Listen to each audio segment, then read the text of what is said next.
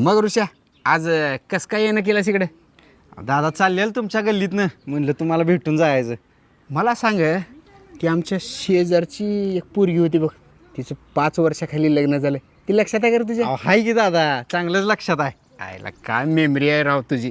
पण मला सांग ती 3 वर्षाखाली आमच्या घरला मामाची पोरगी आली ती बघ, ती लक्षात आहे का रे तुझ्या?